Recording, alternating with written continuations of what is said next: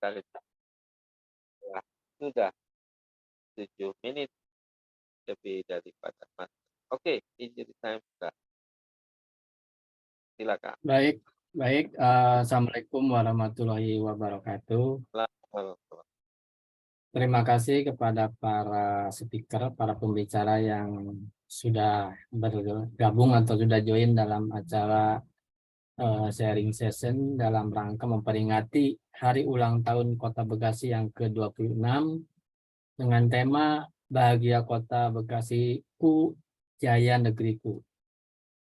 Baik, saya perkenalkan Dinda Gumilang sebagai MC dalam acara sharing session ini. Akan membacakan susunan acara yang pertama yaitu pembukaan dengan membacakan surat Al-Fatihah, kemudian yang kedua menyanyikan lagu kebangsaan Indonesia Raya, yang ketiga welcoming speech yang akan disampaikan oleh Associate Prof. Teguh Sarureja selaku founder atau CEO Kocibek. Keempat, opening remark yang disampaikan oleh Bapak Haji Heruman J. Putro, MSI, selaku advisor Kocibek. Yang kelima, sharing session yang akan dipandu langsung oleh moderator Bapak Asosiat Prof. Teguh Sarureja. Menginjak acara yang pertama yaitu pembukaan, udah kita sama-sama membacakan surat Al-Fatihah agar acara webinar ini berjalan dengan baik dan lancar. Dipersilakan.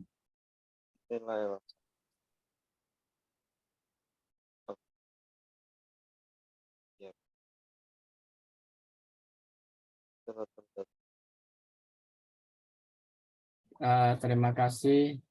Menginjak acara yang kedua yaitu welcoming speech yang akan disampaikan oleh Associate Prof. Teguh Sarureja selaku founder CEO Kocibek. Dipersilakan. Baik, terima kasih. Assalamualaikum, salam sejahtera untuk kita semua, saudara-saudara. Pada hari ini kita sedang berada di satu event dalam rangka ikut bergembira, ikut berbahagia untuk merayakan ulang tahun Kota Tercinta Bekasi yang ke-26, di mana acara ini dilaksanakan atau di-arrange secara spontanitas berkat kerjasama Kocibek Academy dengan Asosiasi Dokter Bekasi Raya dengan Yayasan Ciptaan Negeri dan juga Fakta didukung juga oleh ASEAN Lecturer Community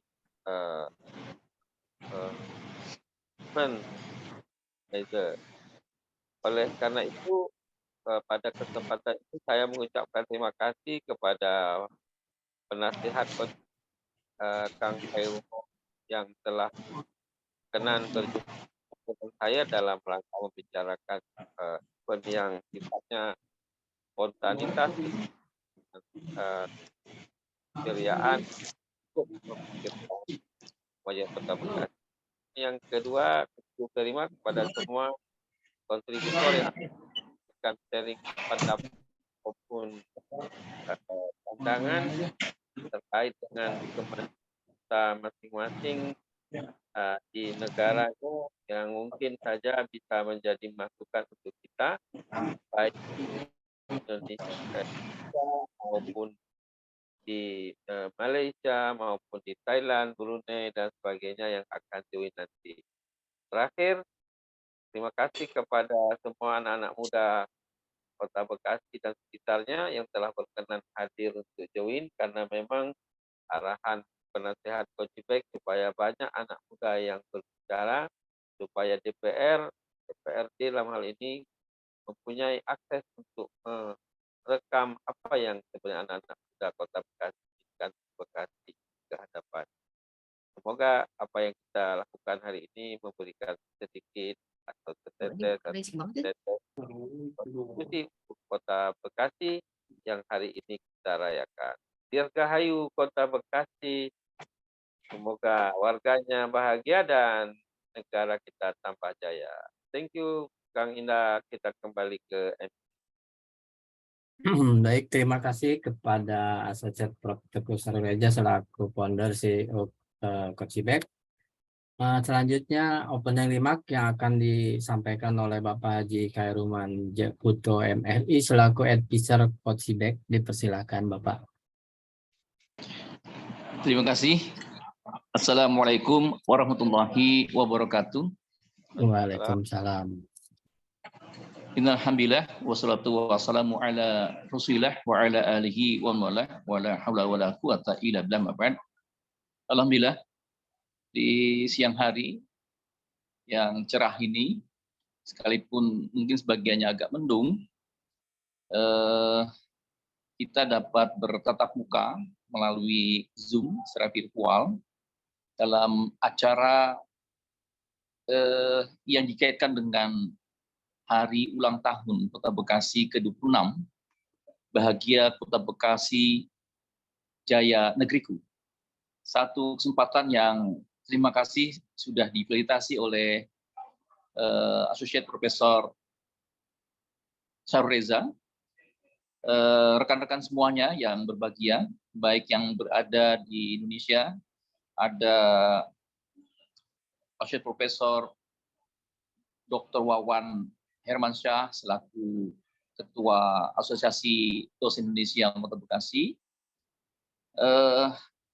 Ada juga rekan-rekan dari, ini ada Kementerian Ekonomi Kreatif, ada juga dari berbagai perguruan tinggi, baik yang dalam negeri maupun luar negeri, yang hari ini dapat kesempatan ikut serta dalam acara yang mencerahkan ini.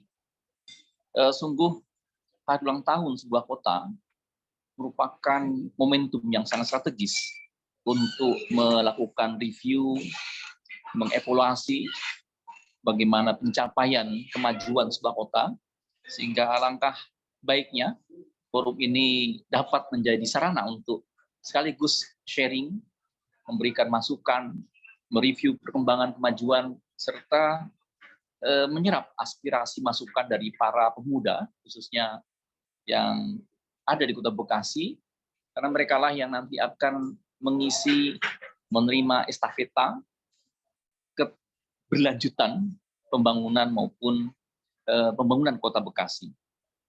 Hari ini, kota-kota besar di Indonesia, termasuk Kota Bekasi yang mengalami proses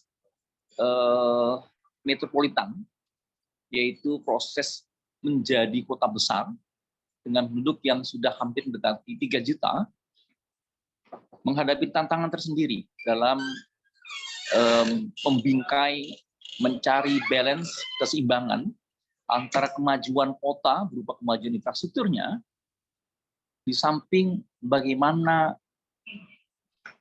menyeimbangkan dengan daya dukung lahan, aspek lingkungan hidup, termasuk bagaimana menghidupkan, mendinamisasikan aspek sosial budaya, kultur, sehingga ada keseimbangan antara kemajuan ekonomi, kemajuan fisik, pembangunan perkotaan, maupun bagaimana jati diri, karakter sebuah kota yang semakin modern, semakin berkemajuan terbentuk di Kota Bekasi. Hari ini kelihatannya tema pembangunan berkelanjutan ataupun sustainable development menjadi tema utama, di mana peran serta pemuda akhirnya harus dimasukkan sebagai poin utama fokus dalam pengembangan kota ke depan. Kota yang tidak seimbang, hanya mengejar pertumbuhan ekonomi, biasanya mereka akan meninggalkan aspek sosial budaya, memunculkan rasa kemarginalan, aliensi, ataupun keterasingan. Sebaliknya, kota yang terlalu ketat dalam mempertahankan aspek konservatif sosial budayanya, seringkali menjadi kendala untuk mengembangkan kemajuan kotanya. Sementara kita melihat pertumbuhan Kota Bekasi yang demikian cepatnya, bahkan berada di sekitar kota Jakarta yang sangat berdampak dengan program strategis nasional. Ada pembangunan kereta api cepat Jakarta-Bandung, ada pembangunan LRT langsung dari Jakarta menuju ke Cikarang, termasuk tol layang yang menghubungkan Jakarta menuju ke daerah Karawang, menciptakan pertumbuhan yang luar biasa. Nah, hari ini saya tertarik sekali dengan istilah kota berkemajuan. Ada advance, ada aspek ketermajuan itu mungkin bisa diartikan civilized atau keberadaban. Bagaimana kita bisa menghadirkan kemajuan sebuah kota, namun juga tidak meninggalkan aspek keberadaban. Ada aspek sivilisasi, kemandirian, penguatan civil society yang kemudian menjadi fokus kita hari ini. Khususnya saya berharap ada pikiran-pikiran maju yang bisa mendorong peran serta para pemuda. Karena Kota Bekasi termasuk kota yang muda, 26 tahun dibandingkan kota-kota lain yang hampir ada 14 tahun. Maka mudah-mudahan bisa menghadirkan ide-ide gagasan baru untuk bagaimana mengembangkan potensi pemuda, menjadikan kota Bekasi sebagai kota muda, kota yang dinamis, kota yang menyongsong munculnya kota kreatif dengan city branding yang kuat, yang menjadikan Kota Bekasi sebagai kota yang modern, yang nyaman, sekaligus layak untuk didiami, dan sekaligus menjadi kota yang berkemajuan. Mungkin sebagai pengantar, terima kasih Profesor Reza yang sudah melintasi acara ini, dan saya berharap masukan yang berharga, mudah-mudahan menjadi poin penting dalam menyusun rekomendasi atas diskusi kita hari ini. Dan kurang lebihnya kami mohon maaf. Terima kasih atas segala partisipasi. Kami cukupkan. Wassalamualaikum warahmatullahi wabarakatuh. Waalaikumsalam warahmatullahi wabarakatuh. Baik, terima kasih kepada Bapak Haji Hairul Manja Putro telah menyampaikan opening remark-nya. Tibalah saatnya pada acara inti yaitu sharing session, dan saya ucapkan juga terima kasih kepada para pembicara speaker yang sudah hadir dan join dalam acara ini. Ada Pak Umar yang dari Malaysia, Thailand ya, Cik Umar. Selamat hadir, selamat datang, selamat join, dan rekan-rekan dari Indonesia ada Ibu Nadia, mewakili Brunei. ada Pak Wawan Hermawansyah Ketua ADI, Pak Lino dari Jurnalis Fakta Integritas, Ibu Nadia, dan teman-teman yang lain. Baik, untuk selanjutnya acara inti ini akan dipandu oleh moderator, langsung diserahkan kepada Bapak Asosiat Prof. Teguh Salureja. Kami atau saya selaku MC mohon maaf kalau ada kekurangan. Silakan untuk selanjutnya kami serahkan kepada Bapak Reja. Terima kasih. Kang Indah. Yang berhormat sahabat-sahabat dari negeri jiran, ya, Tuan Sulaiman Dorloh yang sekarang mungkin berada di Bandar Seri Begawan, Brunei, sahabat kawan T. Umar Tahir, PhD yang mungkin sekarang berada di North Malaysia atau Southern Thailand, karena beliau ini sebagai warga Thailand yang bekerja di Universiti di Malaysia. Dan sebentar nanti Tuan Daing Fuad Tawajo dari Singapura akan berjoin juga. Di samping juga ada Tuan Zaharuddin yang dahulu Tahir, beliau adalah Direktur Institut Pemikiran Dr. Mahathir UUM, yang kemudian beliau sudah diambil oleh Kementerian Pertahanan sebagai Communication Officer. Tapi pada masa Perdana Menteri sebelum PRU 15.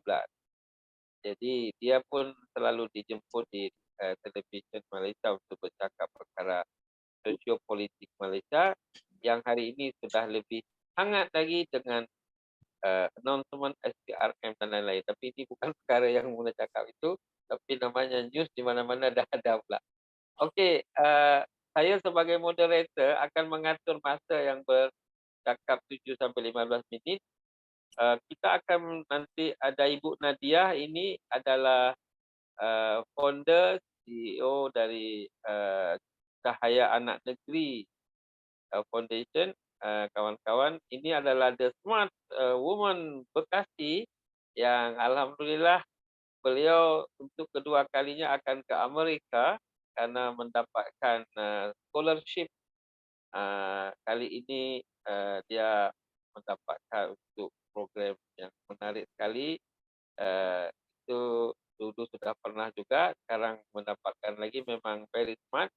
Dan baik Sulaiman Dorlo maupun Tahir, Ibu Nadia Ibrahim ini juga tim ALC yang dia adalah woman behind the gun ALC sebenarnya.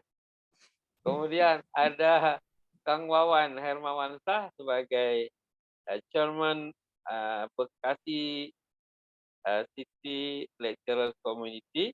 Oleh karena itu kegiatan ini di-create oleh kalau orang Jakarta bilang dikeroyok ataupun di-arrange oleh 4 collaboration institution, yaitu Coachback, Komunitas Cinta Bekasi, Asosiasi Dosen Indonesia Bekasi Raya, Yayasan Cinta Anak Negeri, dan Fakta Integritas TV and Network, Kang Lino.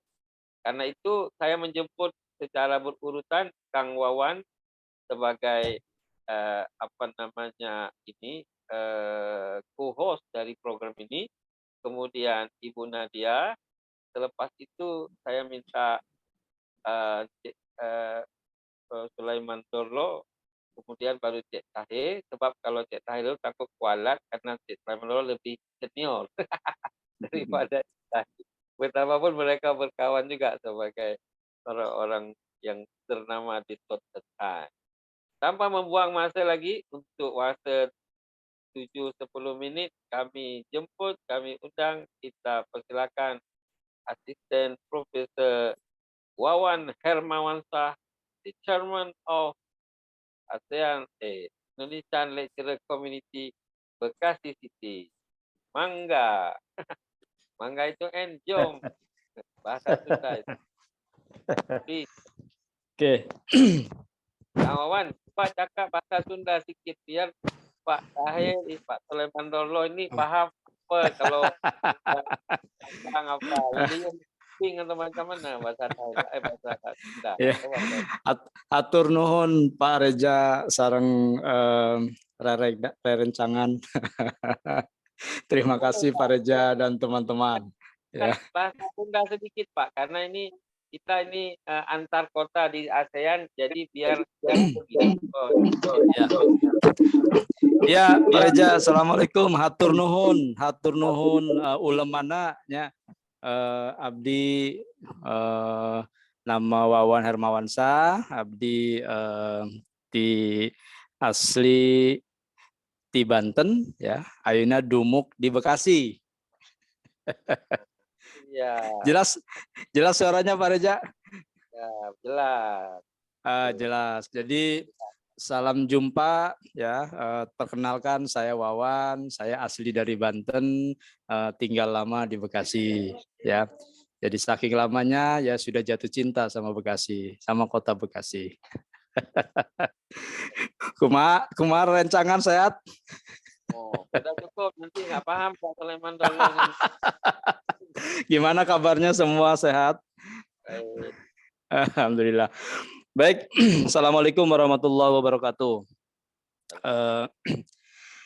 Alhamdulillah, yang saya hormati Pak Khairuman, ya, Pak Sahrul Reja dan teman-teman sekalian.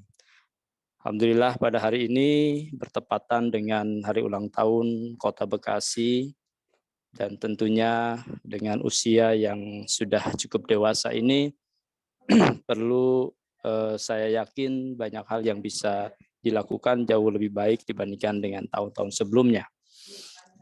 Dalam kesempatan ini saya akan memberikan sedikit pemikiran ya dari sudut pandang pendidikan tinggi ya terkait dengan akselerasi dan peran aktif terhadap percepatan tentunya percepatan visi misi Kota Bekasi yaitu cerdas, kreatif, maju, sejahtera dan ihsan. Jadi Bapak dan Ibu, Kota Bekasi ini tadi sudah disampaikan oleh Pak Khairuman yang merupakan kota yang sudah tidak lagi dikatakan penyangga ibu kota, tapi sudah masuk ke dalam kategori ya hampir selaras ya dengan ibu kota. Ya, diindikasikan oleh perkembangan dari berbagai aspek. Namun demikian, karena Kota Bekasi adalah kota yang dilihat dari geografis itu hampir tidak bisa disamakan dengan kota yang punya destinasi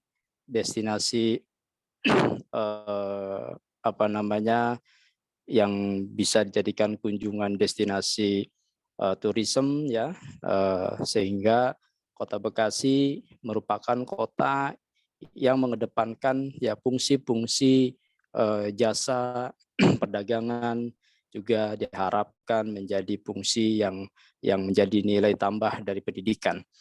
Dan mudah-mudahan kami berharap Kota Bekasi ke depan ya sudah saatnya ya dari sudut pandang kami dari sisi pendidikan menjadi kota yang siap menjadi kota pendidikan yang notabene dari sisi apapun saat ini kita lihat Kota Bekasi sudah siap untuk sepertinya untuk masuk menjadi kota salah satu kota pendidikan di Indonesia.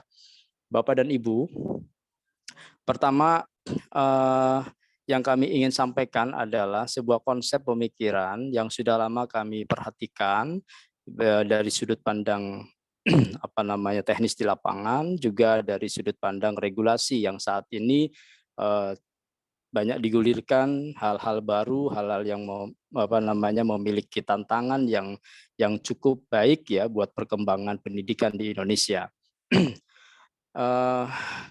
Dengan pertumbuhan Kota Bekasi dari sisi jumlah penduduk yang bervariatif ya, ditambah lagi diikuti juga dengan pertumbuhan pendidikan mulai dari sekolah dasar ya dari PAUD ya sampai perguruan tinggi dari tahun ke tahun terus mengalami peningkatan.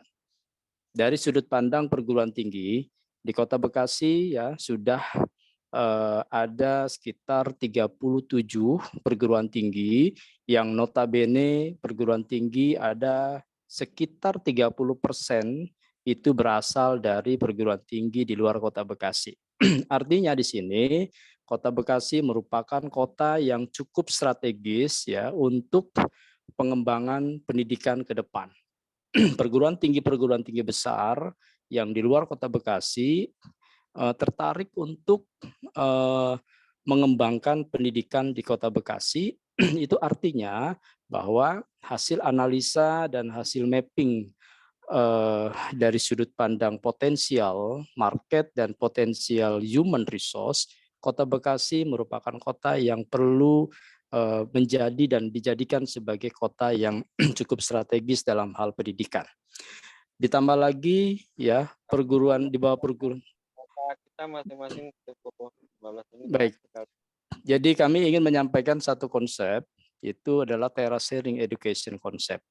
Jadi pendidikan berteras sharing.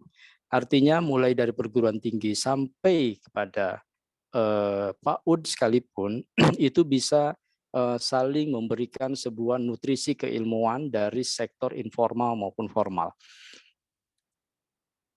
Perguruan tinggi dengan regulasi sekarang MBKM itu bisa dijadikan oleh pemerintah sebagai partnership ya untuk membantu dalam percepatan dalam hal pendidikan.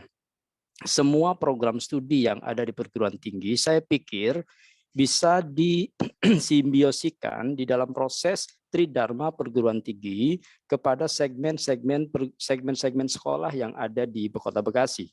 Baik itu sekolah tingkat SLTA, SMP, sampai ke bawahnya. Semua bidang ilmu yang ada di perguruan tinggi, katakan saja misalnya bidang akuntansi.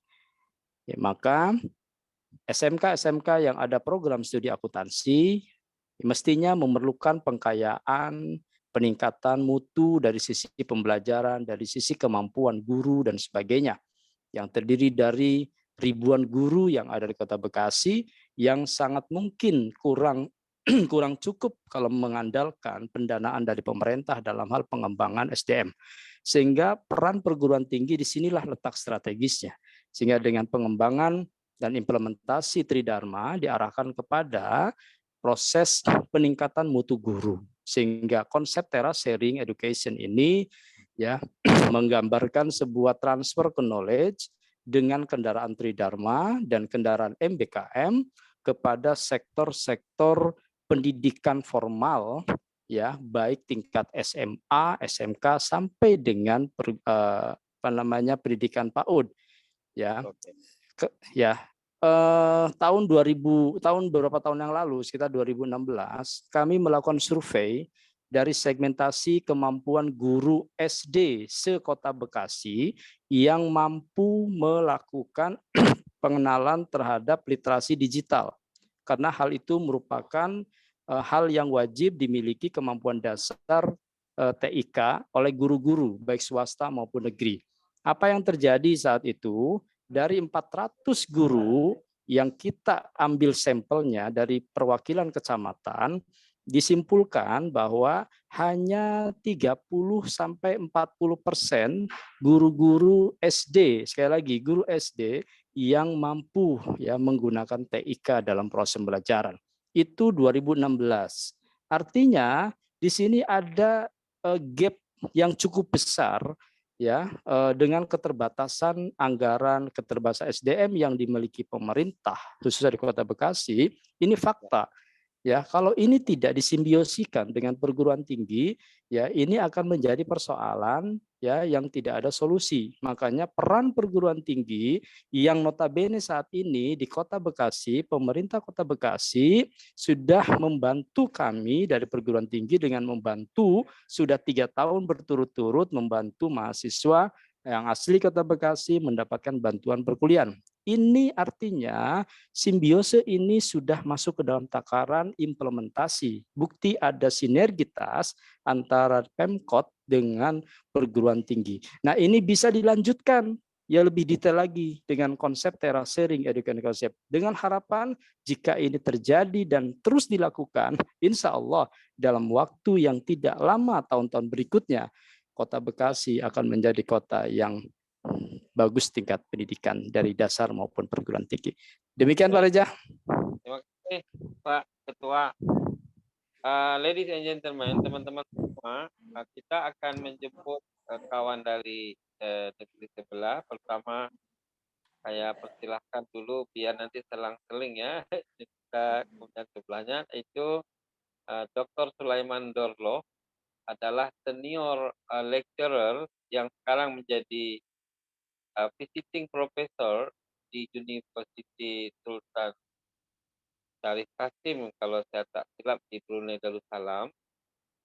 Beliau sahabat lama juga. Untuk Dr. Sulaiman Dorlo mengetahui kejap apa itu Bekasi City. Bekasi City ini adalah sebuah bandar yang terletak sebelah Jakarta secara connecting. Jadi dia bukan ada jarak dengan Jakarta, tidak. Dia terus seperti Masjidil Haram terus dengan Albert Albay Tower. Jadi dia terus terconnecting. Penduduknya 3 juta lebih kurang.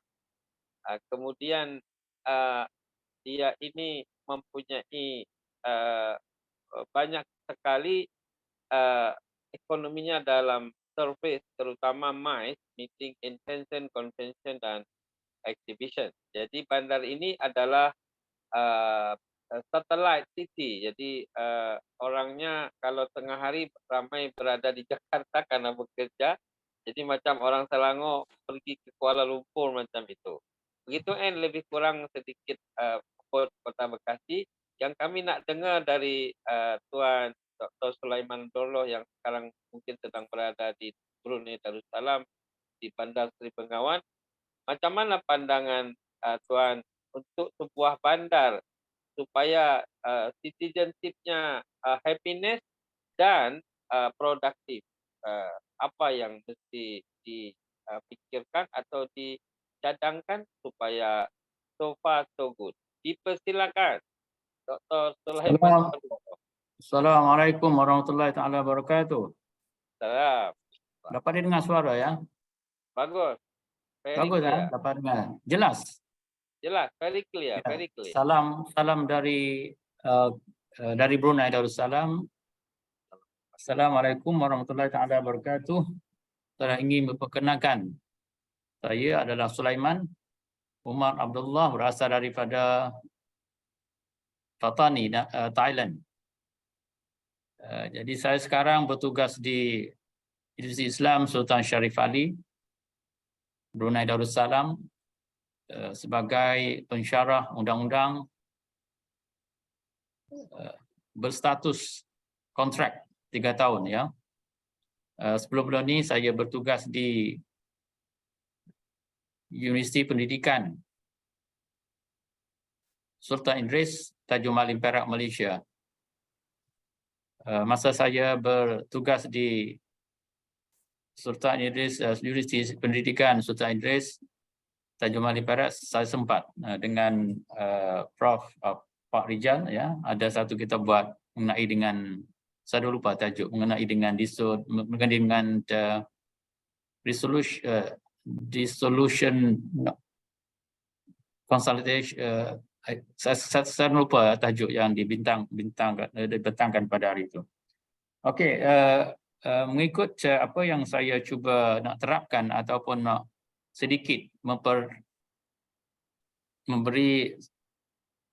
pandangan mengenai dengan bandar ya, bandar yang mana dipenuhi dengan kemudahan yang perlu ada di cosmopolitan atau bandar-bandar besar. Contohnya di Kota Bangkok ataupun di Kuala Lumpur sendiri ataupun di pusat bandar Seri Begawan. Ya, yang penting ialah bukan saja kita terapkan di sudut teknologi ataupun IT yang mana memberi kesan kepada tarikan kepada pelancong atau turis di mana saja sekarang ni cuba nak melahirkan tourist attractions. Mana-mana negara saja. Kalau kita pergi Kuala Lumpur pun sama, di Thailand pun sama. Ada beberapa bandar yang diiktiraf oleh antarabangsa dan pelancong-pelancong untuk datang ke Thailand. Bukan saja di Kota Bangkok dan di Krabi contohnya, di Satun, bandar-bandar pelancongan ataupun di Chiang Mai sendiri, bandar besar di Han Giai di selatan Thailand. Tetapi saya tengok beberapa perkara yang perlu ambil iktibar bersama, bukan saja di sudut pelancongan saja. Sebenarnya pelancongan mesti bersama dengan pembangunan mental, pembangunan ilmu. Yang mana kota tersebut bukan saja untuk rekreasi ataupun shopping atau untuk pergi ke sana ke sini dan menghabiskan masa dengan riang, dengan suara merdu, dengan nyanyian, dengan barang-barang shopping yang mudah dibeli, didapat di mana saja. Itu saya rasa konsep itu sudah lari daripada konsep ibu kota yang mana dalam lambaran sejarah membuktikan bahawa elemen yang penting ialah cara mana melahirkan kota, ibu kota yang mana penuh dengan bahan ilmu ya. Contohnya bahan ilmu yang berbentuk buku. Kalau kita pergi di Azhar, di mana Azhar kita akan jumpa buku-buku lama, buku-buku kitab turas yang mana harganya murah, berkeliaran di mana saja.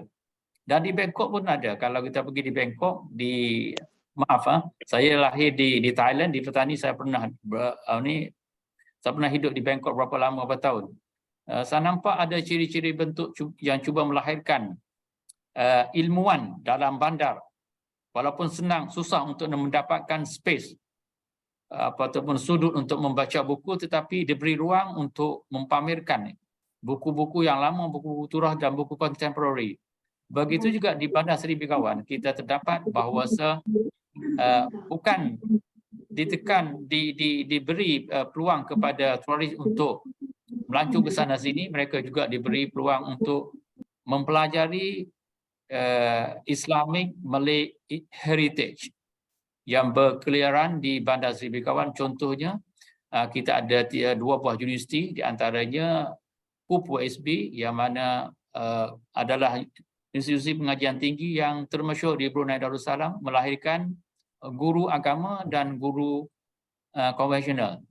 Dan di universiti saya sendiri, di Universiti Islam Sultan Syarah terletak di Bandar, kita tawarkan macam-macam bidang, bidang agama dan bidang konvensional. Bidang agama contohnya syariah, dan bidang konvensional undang-undang common law, IT, bidang bahasa, bidang sastra dan bidang tamadun, ya. Maka sana lahirlah kunjungan-kunjungan dari luar negara. Turis tidak akan datang ke UNISA, ke UPSB untuk melihat macam mana bandar, pusat bandar yang boleh melahirkan ahli cendekiawan dan ilmu bertaburan di universiti, bukan di pinggir bandar lagi, tapi di pusat bandar. Sekarang kita lihat di Malaysia, susah untuk nak menghidupkan atau menubuhkan universiti di pusat bandar, oleh kerana sudah jadi center for business, business minded, tapi center for knowledge kurang dapat. Tapi di Brunei Darussalam masih ada lagi, dan kita lihat ada ciri-ciri keagamaan yang mana di pusat bandar terdapat 2 masjid yang besar, ya. Jadi di sana selain kita mendapat ilmu, kita boleh juga mentakarrub kita dengan Allah Subhanahu Wa Taala dengan sembahyang bersama-sama berjemaah di pusat bandar, di masjid yang terbesar di Bandar Seri Begawan. Walaupun acuan tersebut agak bertentangan dengan kehendak-kehendak turis ataupun Western civilizations, tetapi ini adalah, saya rasa, yang perlu kita adakan, wujudkan di sekitar bandar besar, dan adalah menjadi satu lambang mercu untuk mempertingkatkan ilmu Islam, ilmuwan Islam di pusat-pusat bandar. Itu saja komen saya, ya, Pak Rijal. Terima kasih banyak kerana berpuang pada saya. Wabillahi taufik wal hidayah. Wassalamualaikum warahmatullahi wabarakatuh. Waalaikumsalam. Sangat bernas sekali sharing dari Tuan Dr. Sulaiman Dolloh yang sedang berada di Bandar Seri Begawan, Brunei Darussalam. Saat ini yang diantaranya beliau menyampaikan bahwa bandar kota yang sebaiknya dijadikan sebagai sebuah cadangan adalah kota dengan intellectuality and smart city yang berkemajuan melalui human capital yang cerdas, bukan sahaja sebagai tempat untuk bersenang-senang ataupun untuk shopping, tetapi bagaimana menjadi kota yang punya kepribadian sebagai kota saintifik dan tentu saja orang kata wise for the citizen. Tentu kalimat. Sebenarnya saya akan terus menjemput Ibu Nadia, tetapi karena kita tahu kawan-kawan dari luar negeri, terutama dari ASEAN, masanya terbatas, Bu Nadia apologize, saya mengundang Dr. Umar Tahir lebih dahulu dari Thailand, Sultan Thai. Nanti Ibu Nadia yang ketiganya, supaya kita bisa mendengar kawan-kawan yang terjauh dahulu. Dr. Tahir ini juga Bu Nadia sebagai Board of Trustee ALC. Karena itu kami mengundang Tuan atau Encik atau Brother Umar Tahir PhD yang beliau mungkin sekarang sedang berada di North Malaysia karena istrinya orang Malaysia Utara, bersebelahan dengan Thailand Selatan, kayak Bogor bersebelahan dengan Bandung. Oke, En, dipersilakan. Bismillahirrahmanirrahim. Assalamualaikum warahmatullahi wabarakatuh. Pertama kali saya mengucap terima kasih kepada Prof. Riza. Sodikap. Tukun. Sodikap tukun. Alhamdulillah. Thailand kejap, nanti Pak Edward tak percaya you are the apa nama the Thailand person. Jadi dikira ni orang Depok ni nanti. Coba. Alhamdulillah. ขอขอบคุณทางรองศาสตราจารย์ปอริซาสวัสดีทุกคนนะครับสวัสดีกับผู้ช่วยศาสตราจารย์ดร. Sulaiman Daulah. Alhamdulillah. Kita jumpa ni, tapi lama tak jumpa. Ni baru jumpa. 3 bulan tak jumpa. Tak ada dijual, tak jumpa. Ni pun sama. Ya. Alhamdulillah. Terima kasih. Ya. Okey, jadi tak melewatkan masa sebagai kita ada tiap-tiap bandar ni kemungkinan ada konsep dia sendiri. Dulu tahun 2013 kemungkinan Pak Riza pernah pergi ke kampus Insaniah di Mergong, kan? Cocok dengan Dr. Sulaiman cakap di Malaysia susah nak hidupkan pendidikan di bandar. So apabila tahun 2014 Insaniah dipindah ke Kuala Ketir yang tempat Pak Riza. Itulah kita rasa kita akan binakan satu bandar baru di Kuala Ketir sebagai bandar kita panggil bandar ilmi, Madinatul Ilmi kat Kuala Ketir. Walaupun jauh tapi dia ada strategi dia. Sekarang kerajaan Malaysia tengah buat satu kita panggil blueprint untuk nak buat 3 segi panggil triangle di antaranya pusat bandar ni iaitu dia daerah kita panggil Kuala Muda, Baling dan Kulim. Dan alhamdulillah telah siap panggil plan untuk buat international airport di Kulim. Jadi Kedah ni walaupun negeri kecil, ini adalah international airport ataupun airport yang ketiga lah di negeri Kedah. Di negeri kecil tapi ada Kedah. Kerana apa? Kerana di situ kerajaan nak buat satu bandar kita panggil bandar perindustrian yang banyak di Kulim tu panggil high-tech punya industri. Kat situ Microsoft ada kat situ dan sebagainya, banyak-banyak syarikat daripada Amerika Syarikat dan Jepun pun ada. Contohnya untuk kita panggil assembly. Assembly ni ambil spare part yang ada kat situ BMW, Korea punya Kia dan juga Mazda Jepun punya spare part itu assembly kat situ. So jadi Malaysia selain daripada Tanjung Maling yang Dr. Sulaiman duduk di Perak sebagai panggil Proton City ataupun bandar Proton Saga tu, ada kat Northern ataupun ni. Ini adalah satu strategi kita baru. Kalau dulu Kedah terkenal dengan pondok-pondok pasar tren. So tempat ilmuwan tu. Jadi pondok-pondok ni dia tak akan wujud di bandar, dia wujud di kampung-kampung. So dengan konsep tu apabila UNISYAM berpindah kepada Kuala Ketir, saya rasa Pak Riza dah beberapa kali ke Kuala Ketir, kan? Dulu orang tak kenal Kuala Ketir. Sekarang ni alhamdulillah apabila wujudnya UNISYAM, satu universiti Islam antarabangsa yang berteraskan dengan kita panggil agama. Walaupun belajar Islamic banking tapi kita wajib mengaji agama. Walaupun dia belajar tentang management, dia ada KMS, kita panggil kuliah of kita panggil business and management, wujud di sini juga. So kat sini alhamdulillah kita buat panggil kolaborasi dengan aerospace. Kalau tak silap syarikat ni daripada Asia, wallahualam lah, nak wujudkan satu kurikulum. Di antaranya UNISYAM Dia ada satu fakulti kita panggil fakulti Hospitality and Management. Hospitality ni untuk jadi host ataupun jadi kita panggil air hostess dan sebagainya lah, untuk kita kemungkinan wujud tak lama lagi lapangan terbang tu akan siap. Kita panggil lapangan terbang untuk menjadikan industri yang kita banyak di antaranya kargo. Okey.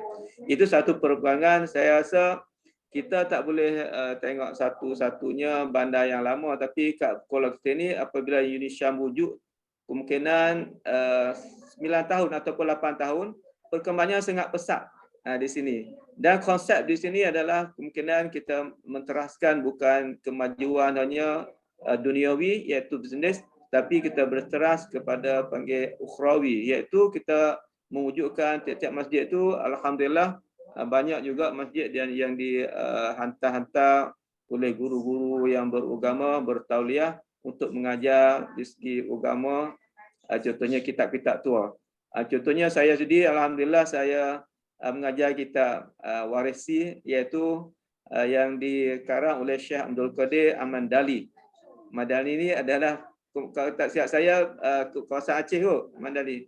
Syekh Abdul Qadir Al-Mandali, iaitu ya dua kitab yang terbesar, iaitu yang dah bahasa Melayu, Anak Kunci Syurga dengan Penawar Bagi Hati.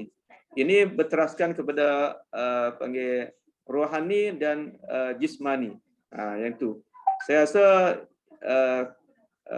ini adalah satu permulaan yang baik.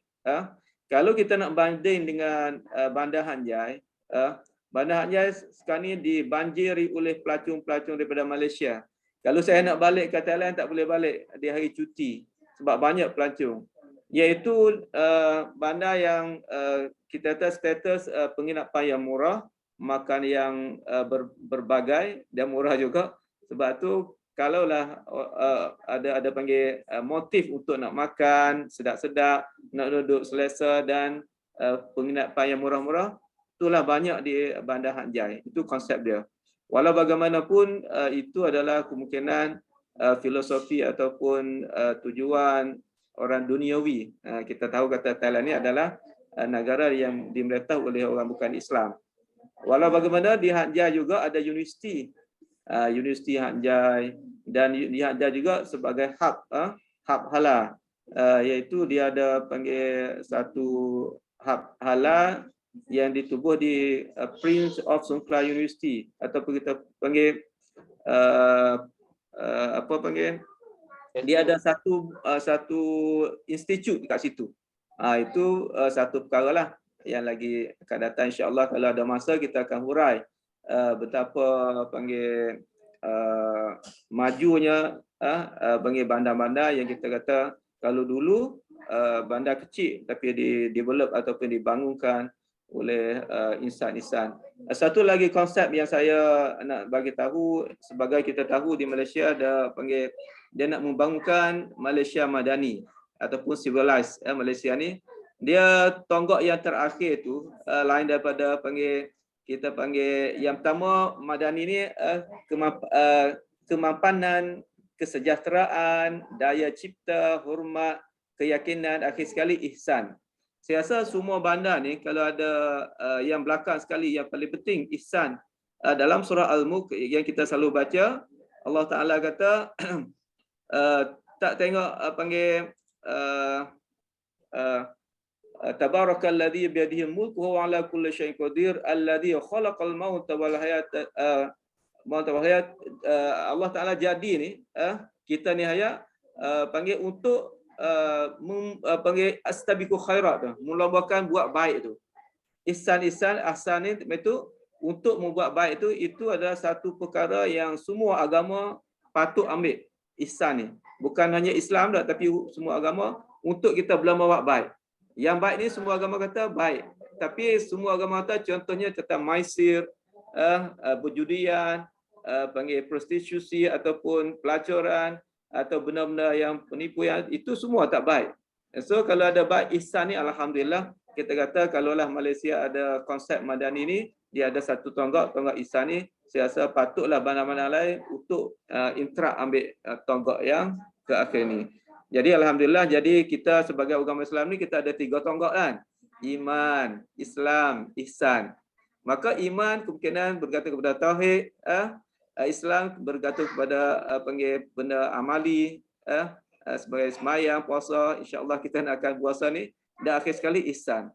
Ihsan ni walaupun kita kata dalam agama ibadat, contohnya dalam solat, kita sembahyang seolah-olah kita boleh nampak Allah Taala. Tapi memang tak nampak. Kalau tak nampak, seolah Allah Ta'ala nampak kita. Demikian tu juga kalau kita duduk dalam dunia ni, kita buat perkara, sentiasa orang pantau. Kurang-kurangnya 2 malaikat, roket dan atik tu, insya-Allah kita belum mau buat baik. As-sabiqu khairat. Wallahu a'lam, insya-Allah. Allah, terima kasih atas sharingnya Dr. Tahir. Kebetulan Kota Bekasi itu pun digelari Kota Ihsan juga. Masya-Allah. Ya, silakan. Terima kasih untuk waktunya Pak Reza. Saya ucapkan selamat bertemu dengan saya hari ini. Ada Dr. C. Umar, kemudian ada Dr. Sulaiman, Pak Wawan, Pak Khairoman, kemudian ada teman saya Mas Linov, dan teman-teman yang lain. Saya izin untuk share screen ya. Jadi hari ini saya mungkin melanjutkan apa yang tadi disampaikan Pak Wawan ya, karena saya bergelut di bidang pendidikan dan sejak usia 7 mulai mengajar, saya pikir alangkah baiknya kita fokus kepada hal ini. Tapi sebelumnya saya ucapkan selamat ulang tahun untuk Kota Bekasi. Waktu keluarga saya pindah dari Jerman ke Bekasi dan bapak saya adalah orang asli Bekasi, cerita yang berkembang itu adalah Bekasi adalah kota atau tempat jin buang anak. Mungkin karena masih rawa-rawa ya, jarang ada orangnya. Jadi di tempat saya tinggal, orang sampai nanya, Nadia kok kamu berani banget? Di sebelah-sebelahnya itu rawa-rawa, sawah, nggak ada rumah-rumah yang lain.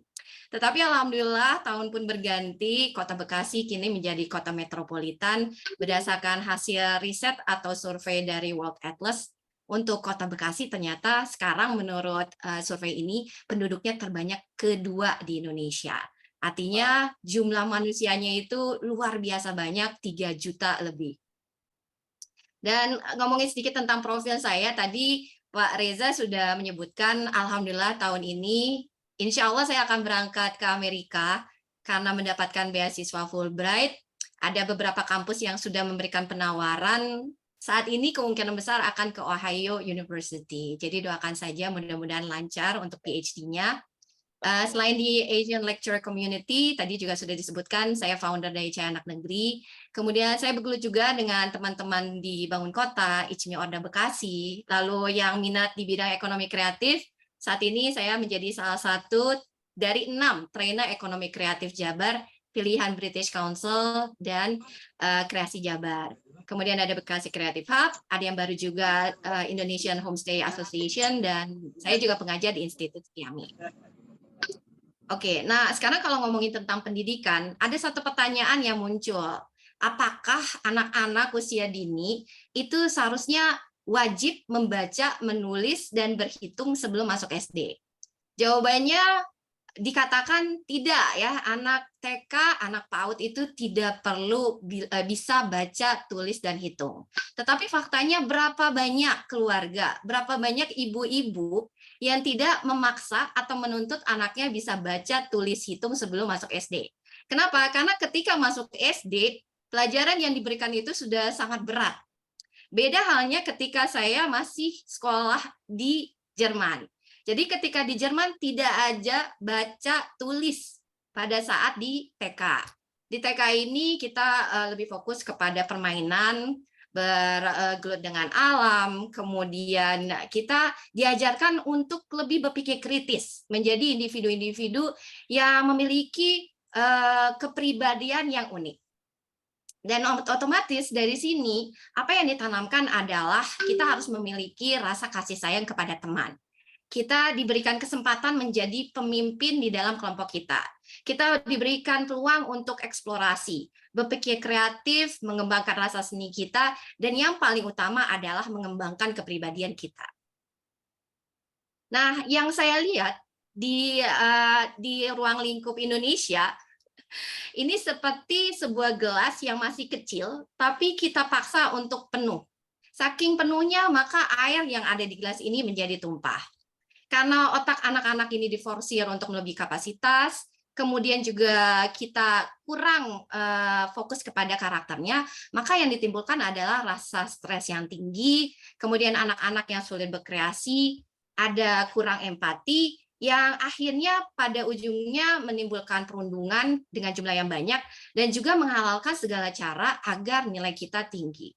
Nah, dari pengalaman saya di SD, ketika pertama kali pindah dari TK ke kelas 1, itu belajar untuk menulis tuh bareng-bareng. Nilainya itu bukan dalam bentuk angka, tetapi dalam bentuk gambar. Jadi kita dikasih stempel. Ada stempel kuda nil, ada stempel bintang, yang menyebabkan anak lebih fokus kepada eksplorasi dari ilmu yang diberikan. Kemudian, perbedaan yang saya lihat adalah dari segi bukunya. Kalau di Indonesia, saya lihat dari anak saya aja, buku tematik misalnya, di satu semester itu ada dari A sampai H. Sementara kalau di pengalaman saya dulu, buku matematika itu sangat tipis, berwarna, kemudian ketika ada soal yang lebih sulit, itu akan diberikan tanda khusus. Sehingga anak-anak dan juga guru tahu, oh berarti soal ini tingkat kesulitannya lebih dibandingkan yang lain. Hal lain yang menurut saya perlu dipertimbangkan adalah materinya. Dari SD, SMP, SMA, materi yang diajarkan itu berulang-ulang. Sementara kalau yang saya lihat di Jerman, materi yang diberikan itu bertahap. Jadi apa yang diajarkan di SD tidak sama dengan di SMP, tidak sama juga dengan SMA. Kelas di SD itu sampai kelas 4. Jadi setelah kelas 4 kemudian ada penjurusan. Kita bisa milih masuk gimnasium untuk orang-orang yang mau menjadi konseptor, kita bisa masuk ke Realschule yang lebih mengeksplorasi kemampuan kita seperti vokasi, dan ada juga anak-anak yang mungkin dalam kondisi khusus, sehingga mereka masuk ke sekolah khusus. Lalu hal berikutnya adalah masalah keseragaman. Karena kita dari awal diajarkan untuk seragam, saya perhatikan dari mulai SD sampai perguruan tinggi, ketika diminta untuk memberikan pendapat, teman-teman sulit untuk mengacungkan tangannya. Berapa banyak yang di kelas itu berani untuk menyuarakan hal yang berbeda? Adakah guru dan dosen kita yang berkenan ketika ada pendapat yang out of the box atau mungkin tidak sama dengan si guru atau dosennya? Nah, dari yang pengalaman saya, semakin banyak jumlah dari pendapat yang berbeda, justru semakin bagus. Untuk apa? Untuk mengajak kita berpikir lebih jauh lagi. Lalu praktek dengan teori itu kelihatan kurang seimbang. Dan dari segi prakteknya itu kurang melibatkan elemen-elemen masyarakat yang lain. Dari segi durasi sekolahnya pun saya perhatikan semakin lama semakin panjang. Contohnya seperti kemarin di NTT, anak-anak sudah masuk dari jam 5 pagi, ya. Itu terlalu pagi. Dan untuk alasan apa anak harus masuk sedemikian paginya? Nah, di sini kemudian saya teringat salah satu buku terjemahan saya, bisa dicari, judulnya The One World Schoolhouse. Ini dibuat oleh Salman Khan. Salman Khan berpendapat bahwa seorang anak itu harus memahami satu konsep secara utuh. Tidak bisa 90%, tidak bisa 95%, tetapi harus 100%. Kenapa? Karena dia berkaca kepada keponakannya Nadia. Jadi namanya sama seperti saya, namanya Nadia. Nadia ini adalah pelajar berprestasi awalnya, tetapi pada satu titik dia mengalami kendala di aljabar dan geometri. Akibatnya tiba-tiba dia mengalami penurunan peringkat, anaknya kemudian merasa tertekan dan merasa saya sebagai pelajar tidak mampu. Padahal ternyata setelah dieksplorasi itu karena ada satu materi yang menjadi pondasinya dia tidak paham 100%. Begitu dia paham 100%, maka masuk ke level berikutnya dia menjadi ada akselerasinya. Nah, dari sini pengalaman saya menunjukkan bahwa kita membutuhkan sebetulnya blended learning. Ketika saya mendapatkan kesempatan datang ke University of Oregon, di mana saya mendatangi sekolah-sekolah yang ada di sana, blended learning yang ada di Amerika tidak sama dengan blended learning di Indonesia. Blended learning di Indonesia adalah hybrid antara daring dengan kehadiran tatap muka. Sementara blended learning yang ada di Amerika adalah ada pos-pos yang diberikan di dalam satu kelas. POS itu dibagi ke dalam 4 bagian. Bagian pertama adalah anak-anak yang belajar menggunakan sistem komputer. Jadi dia harus memasukkan jawaban 100% baru naik ke level berikutnya.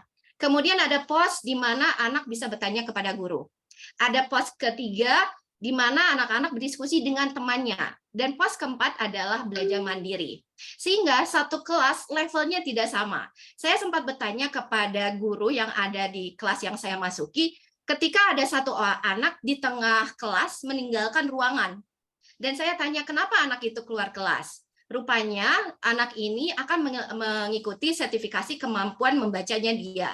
Jadi antara anak yang satu dengan anak yang lain, level yang mereka pelajari itu tidak sama. Anak yang masih sulit membaca, anak yang sulit menulis, mereka levelnya tidak sama dengan sebelahnya. Nah, itu yang menurut saya bisa mengikuti konsep dari The One World Schoolhouse ini. Bagaimana satu anak itu diharapkan bisa memahami satu konsep sampai 100%. Nah, hal yang lain lagi adalah, oh ya, habis ya waktunya. Iya, saya percepat ya. Untuk perguruan tinggi, saya ingin mengusulkan agar bisa ada double major. Kenapa? Ketika orang bisa double major, misalnya saya tertarik pada komunikasi, saya tertarik kepada psikologi, maka saya bisa ngambil major 2, psikologi dan komunikasi. Tetapi karena saya juga ingin berbisnis, maka saya bisa ambil minor. Minornya apa? Misalnya minornya di bidang bisnis. Dan ini memungkinkan si mahasiswa untuk lintas departemen. Artinya belajarnya tidak harus di fakultas komunikasi, dia bisa masuk ke fakultas ekonomi juga. Sehingga kelebihannya kalau kita lihat di sini adalah kampus mendorong passion mahasiswa, kemudian program pendidikannya disesuaikan kebutuhan mahasiswa, lalu tunjangan yang diberikan tidak hanya dari aspek yang sifatnya materi, tetapi yang paling penting adalah kesehatan mental dan fisik. Kenapa mental penting? Karena banyak banget orang-orang zaman sekarang yang mengalami depresi. Lalu ada mentoring di mana mahasiswa dibantu oleh kakak tingkat dan universitas, dan fasilitas yang sifatnya all in. Jadi ada satu kartu untuk makan, untuk akomodasi, semua itu didukung oleh perguruan tinggi. Sehingga kalau misalnya teman-teman datang ke luar negeri, untuk anak-anak yang ada di level S1 itu tinggalnya di wilayah kampus. Jadi tempat tinggalnya itu milik kampus. Dari situ kemudian menambah pemasukan atau pendapatan dari kampus untuk membuat berbagai fasilitas lainnya. Paling terakhir saya juga ingin menyoroti masalah magang. Saat ini sudah bagus ada magang kampus Merdeka, tetapi seringkali magang ini bertabrakan dengan jadwal kuliah yang teman-teman mendaftarkan dirinya. Nah, kalau di luar itu tidak ada tabrakan antara jadwal kuliah SKS tertentu dengan magangnya. Jadi sifatnya si magang ini masuk ke dalam SKS mata kuliah tertentu. Ini paling terakhir. Terakhir terus ya.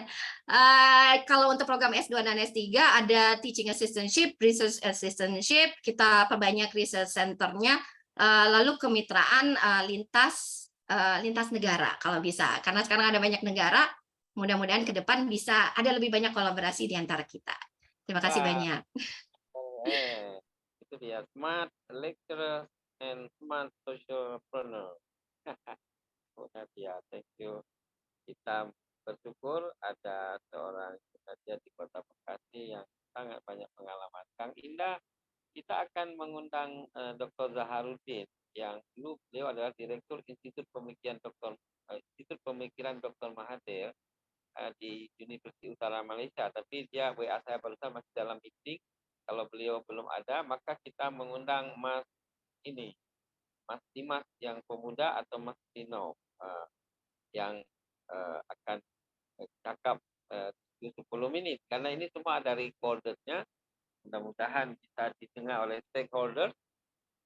Tadi sudah dibuka oleh anggota DPRD, legislatif, senator daripada Bekasi City yang dulu juga ketua atau chairman of legislation institution. Sekarang Mas Dimas dari Cinta Anak Negeri dan Green Green Light Cafe. Silakan Mas Dimas.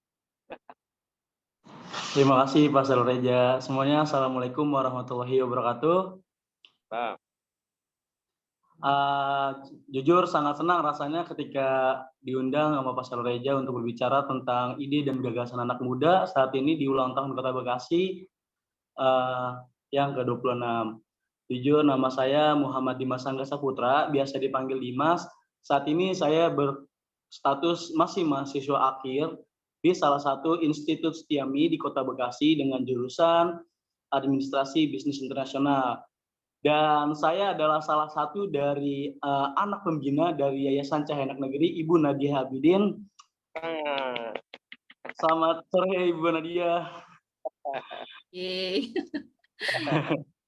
Ya, untuk saat ini kalau saya melihat dari pemuda-pemudi di Kota Bekasi butuh salah satu dorongan agar mengikuti bakat dan minat mereka. Salah satunya saya didorong oleh teman saya untuk terjun ke dunia industri kopi. Lalu saya mengikuti, lalu dari tahap stepnya mengenal dari petaninya, mengenal dari kebunnya dan macam-macam varian kopinya. Dari situlah saya mendapatkan sebuah kenapa saya harus ingin membuka sebuah kedai kopi, dan sampai saat ini alhamdulillah saya sudah membuka sebuah outlet kedai kopi yang bernama Lampu Hijau Kopi Street Make Vespa di Kota Bekasi. Dan itu didorong oleh teman saya, dan menurut saya pemuda-pemudi di Kota Bekasi itu harus butuh dorongan ya. Karena banyak sekali persyaratan-persyaratan yang ada di Kota Bekasi yang menurut saya banyak sekali yang meribetkan masyarakat di Kota Bekasi, khususnya ya kayak kualifikasinya, terus dari segi ekonomis, dari segi keluarga dan lain-lainnya. Menurut saya butuh turun tangan langsung untuk merangkul muda-mudi di Kota Bekasi agar mengikuti sebuah pelatihan, entah industri sablon, entah industri kopi atau industri lainnya yang dapat mengembangkan bakat dan minat mereka. Seperti itu. Cukup sekian dari saya. Mohon maaf apabila ada salah kata yang menurut. Terima kasih ya Pak. Assalamualaikum warahmatullahi wabarakatuh. Coba lihat Cik Tahir sengaja mendengar kamu. Beliau ini membina mahasiswa juga di Thailand maupun di Malaysia. Jadi Cik Tahir, ini Dimas ini adalah anak binaan daripada Cinta Anak Negeri Foundation yang Ibu Nadia sebagai founder. Dan boleh klik nanti di internet Cinta Anak Negeri apa saja yang dia buat. Ini boleh nanti bila ada masa undang Bu Nadia kepada Sultan untuk bagaimana dia membuat di Bandar Bekasi ini sesuatu. Nah, salah satu Dimas ini sekarang dia membuat satu tadi dia bilang counter macam kedai kopi mini begitu. Tadi dia kata sebuah challenges bagi dia setelah dia apply itu di Bandar Bekasi ini banyak rules itu yang dia bilang ribet tu bahasa Malay itu adalah banyak perkara yang buat sibuk tapi sebenarnya tak influencing untuk seseorang nak mulai sesuatu. Jadi anak muda ni janganlah ditanya ini kamu sudah ada ini tu, push saja dulu supaya dia boleh grow, nanti apa-apa boleh disesuaikan sesuai dengan regulation. Jadi ini kadang-kadang memerlukan supporting daripada official bandar ini. Nah, jadi Dimas, ini Cik Tahir ini, kamu kalau saran saya di Kota Bekasi, kamu mempopulerkan kopi Thailand karena beliau bisa membantu kamu mengkonektingkan dengan mahasiswa di Thailand sehingga di Bekasi nanti ada konser kopi Thailand dan juga minuman lain atau makanan Thailand, sebab Thailand ini culinary cities juga. Jadi boleh respon sedikit nanti bagi you punya email address di chatbox ya, supaya Dimas nanti boleh berhubung, dan bagi anak muda di Yudhita ataupun yang di Patani. Ya, boleh Pak, boleh. Ya. Tapi ini Pak dari Ibu Nadia sendiri, saya juga salah satu marketing di usaha Cilok Jebret Astronot sebenarnya dari Yayasan Cahaya Anak Negeri. Seperti itu. Jadi ya Pak Tahir, Thailand tuh tak paham apa itu bendanya. Makanan kah apa? Makanan. Kalau ke Indonesia nanti bisa dikasih sama kita, insya Allah. Kalau saya paham kata itu sebuah makanan anak muda yang dia mungkin guna apa lidi apa kasih sambal apa dia macam itulah. Iya. Jadi apa saya sarankan Dimas buat connecting dengan anak muda di Malaysia dan di Thailand, nanti Cik Tahir ini akan memfasilitasi kamu berkenalan, berkomunikasi dan berchat supaya nanti ada sesuatu yang kita buka di sini apa Bekasi Thailand atau Bekasi Hajai atau Bekasi Patani apa namanya corner atau apalah namanya gitu ya, supaya Bekasi Hub. Bekasi Hub of Thailand Coffee. Jadi oke, selanjutnya boleh disambungkan melalui komunikasi di email masing-masing, boleh hantarkan email di chat box. Right now kita akan menjemput pula Dimas yang satu lagi atau Mas Lino. Siapa Mas Lino tadi sejak awal ada, mungkin Mas Lino dulu deh.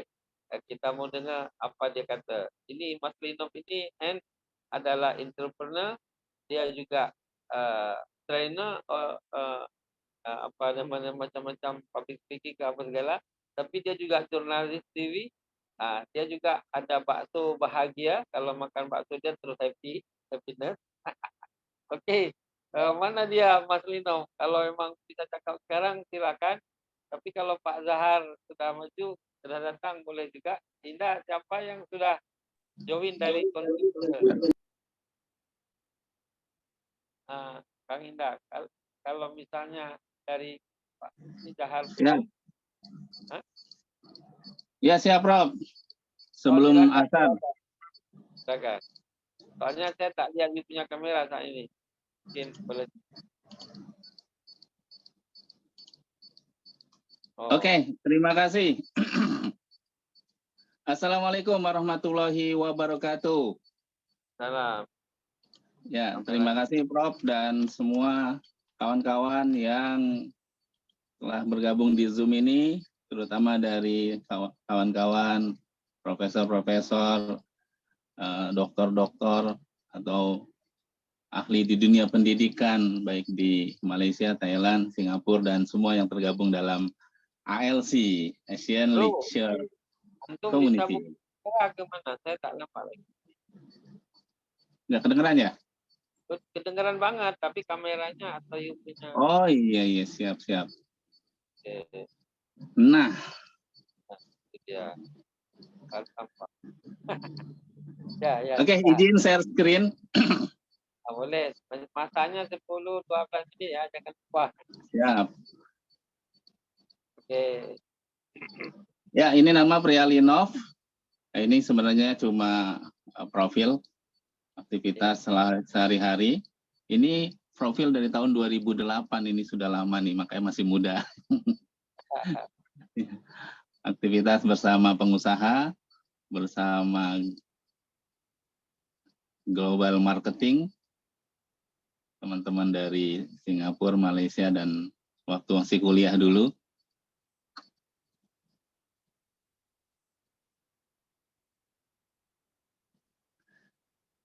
Nah, yang ingin saya angkat di sini sebenarnya adalah bagian dari melanjutkan tadi yang disampaikan oleh Bu Nadia dengan semangatnya membangun karakter pemuda-pemudi bangsa. Nah, maka menurut saya ketika karakter ada dalam diri seorang dan dia bisa menjadikan karakter itu menjadi habit ya, menjadi karena dari kebiasaan, dari habit, lalu jadi karakter. Maka insya Allah kesuksesan akan bisa diraih. Dan dia akan banyak sekali menguasai berbagai bidang. Dengan meskipun sedikit-sedikit, tapi dia bisa menguasai lebih banyak bidang yang dia bisa kuasai. Nah, maka diawali dengan kita membuka pikiran kita. Ya, ini sebenarnya ada sedikit challenge untuk menjadi detektif. Jadi disuruh kita menebak ketika ditemukan sosok mayat dalam kondisi mengenaskan, kepalanya hancur, sulit dikenali, dalam kondisi telungkup mayatnya, usia kurang lebih 25 tahun. Maka pertanyaannya adalah apa profesi si mayat ini atau jenazah ini yang telah meninggal di pematang sawah. Nah, tentu karena waktunya singkat, maka langsung saja kita jawab. Profesinya adalah penerjun parasut. Loh, kenapa penerjun parasut? Ya, bisa jadi karena parasutnya tidak terkembang sehingga dia dari atas ketinggian 3.000 atau 30.000 kaki terjun bebas, maka hancurlah kepalanya. Maksudnya apa? Ternyata pikiran kita sama fungsinya seperti parasut. Dia akan menyelamatkan si pemilik parasut itu, si penerbang itu jikalau parasutnya terbuka. Pikiran kita bisa menyelamatkan diri kita kalau kita mau membuka pikiran kita, meluaskan cakrawala, sehingga kita tidak mudah menjadi orang yang madesu ya, masa depan suram, galau, dan lain sebagainya. Oke, langsung ke materi ini. Ini sebenarnya materi siapakah aku, ini perlu dijawab juga buat kita semua. Kita hadir di dunia untuk apa, dari mana kita berasal, dan apa tugas kita. Tentu kita sudah tahu hadis Al-Quran memberikan jawaban dari pertanyaan ini, bahwa kita berasal dari Allah, segumpal yang melalui segumpal darah, dan terus sampai menjadi daging, dan akhirnya lahirlah kita ke muka bumi ini. Dan proses lahirnya pun kita sebenarnya sudah menjadi seorang pemenang. Kenapa? Karena di antara ratusan ribu calon janin atau ratusan juta calon janin, pemenangnya hanya kita, yang kita berhasil sampai lolos ya, lulus keluar dari rahim ibunda kita. Maka ditugaskan, tugas kita adalah dua, paling tidak. Yang pertama adalah beribadah kepada Allah. Wa ma khalaqtul jinna wal insana illa liya'budun. Yang kedua adalah menjadi khalifah, pemimpin di muka bumi ini, untuk menyeru kepada kebaikan, mencegah kepada kemungkaran. Nah, maka untuk tugas-tugas itu Allah berikan potensi-potensi yang dahsyat. Ya, sesungguhnya Allah telah menciptakan manusia dalam bentuk yang sebaik-baiknya. Potensi apa saja itu? Yuk kita buka satu persatu. Makanya saya kalau melihat Bu Nadia, wah potensinya sangat dahsyat nih. Ya, karena beliau memaksimalkan potensi yang Allah berikan untuk bisa menjadi bermanfaat buat orang lain. Khairukum anfa'uhum linnas. Sebaik-baik kalian adalah yang paling banyak manfaatnya buat manusia.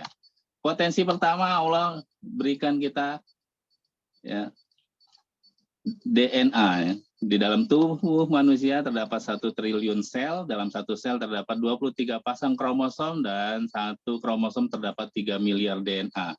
Bayangkan DNA itu ada 4 alfabet, A, E, T, C, and G. Ya. Dimana kalau disusun panjangnya bisa 600 kali jarak bumi dan matahari. Ini potensi di dalam sel diri kita yang Allah berikan. Yang kedua, potensi dari jantung kita yang mampu memompa 25.000 liter darah setiap hari melalui pembuluh darah, dan seterusnya. Ya, lalu potensi mata, potensi yang lainnya. Ya, jikalau dan potensi itu digerakkan oleh ya, diperintahkan dan dikoordinasikan oleh segumpal otak yang beratnya hanya 1,5 kilogram. Ini riset dari Robin Research International. Nah, sayangnya potensi yang dahsyat itu masih terpendam layaknya gunung es ini. Yang muncul di permukaan hanya sedikit, tapi yang di dalam yang tidak muncul itu masih banyak.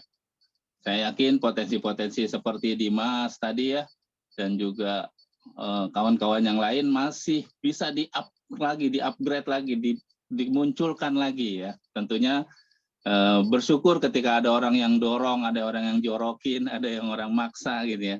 Karena itu bagian dari memunculkan potensi kita.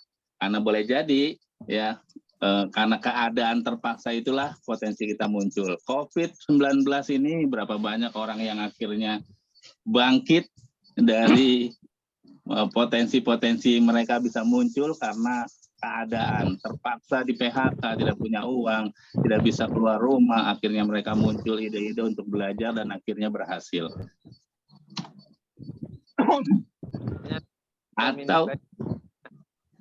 Atau ada juga potensi-potensi yang belum digunakan ya.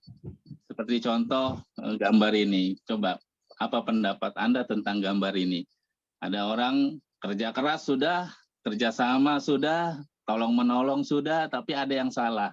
Apa yang salah? Dia tidak gunakan potensi yang dia miliki, yaitu ban yang harusnya digunakan untuk berjalan tidak digunakan. Ya mungkin banyak juga merasa sayang gitu menggunakan potensi yang ada. Padahal ketika otak kita gunakan, kita peres gitu ya. Ternyata kita baru sadar, kita baru sedikit menggunakan potensi itu. Bahkan katanya Albert Einstein saja hanya 10% dari kemampuan otaknya. Entah kita berapa persen.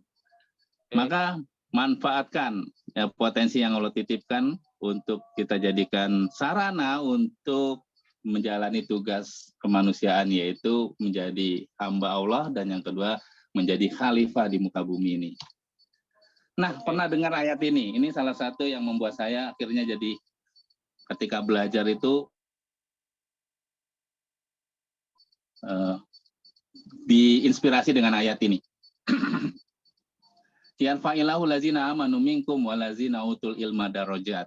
Allah akan mengangkat derajat orang-orang beriman di antara kamu dan orang-orang berilmu beberapa derajat. Nah, pasti familiar ya. Al-Mujadilah. Iya. Pasti familiar dengan ayat ini, tapi coba dilihat, ayat ini hanya sepotong. Ayat ini hanya sepenggal, padahal ayat utuhnya itulah penyebab bagaimana Allah angkat derajat manusia yang berilman dan berilmu. Karena ayat sebelumnya, apa ayat sebelumnya? Bukan ayat sebelumnya, ayat utuhnya. Ini satu ayat sebenarnya, tapi ayat yang diambil hanya sepenggal ini. Jadi kawan-kawan, mahasiswa atau siapapun yang lagi belajar ya, manfaatkan ayat ini sebagai penyemangat. Apa ayat utuhnya? Ya ayyuhallazina amanu idza tafasahu fil majalis fafsahu yafsahillahu lazina amanu minkum yarfa'illahu lazina amanu minkum walazina utul ilma darajat wallahu bima ta'maluna khabir. Wahai orang-orang beriman, apabila dikatakan kepada kamu berlapang-lapanglah di dalam majelis, maka berlapang-lapanglah. Ya, niscaya Allah akan memberi kelapangan untukmu. Apabila dikatakan berdirilah kamu, maka berdirilah. Niscaya Allah akan mengangkat derajat orang-orang beriman di antara kamu dan orang-orang berilmu beberapa derajat. Dan Allah Maha teliti atas pekerjaanmu. Jadi ayat sebelumnya adalah sebab. Sebab kita mau berlapang-lapang dalam majelis, mau mengosongkan gelas kita untuk mendapatkan ilmu dari dosen atau dari pemberi materi, ya. Lalu juga kita mau nurut apa yang disampaikan oleh guru kita, oleh narasumber kita, gitu ya. Ketika disuruh berdiri, maka berdirilah, gitu ya. Ya, maka karena sebab itulah akhirnya Allah mengangkat orang-orang berilmu dan Allah titipkan ilmu itu kepada kita. Maka manfaatkan ayat ini sebagai sarana kita untuk meningkatkan potensi diri. Ya, atau bukan meningkatkan, bahkan mengeluarkan potensi yang sudah ada dalam diri kita. Masih banyak lagi yang harus kita bahas, namun karena tadi waktu sudah habis ya, seperti gambar ini, mungkin kalau bisa ditebak apakah gambar ini? Ada yang bisa tahu apa gambar apakah ini? Macam martabak bangka kalau dia kuning. Ternyata ini jengger ayam. Ya, ini bahwa kita itu lemah, kita nggak tahu kalau tidak diberitahu. Nah, ini gambar apa? Ayam apa? Ternyata ayam yang ada di pandangan seseorang. Pandangan seseorang dilihat dari jauh. Terus ternyata ini adalah rumah. Maket rumah yang ada di mana? Yang ada di buku.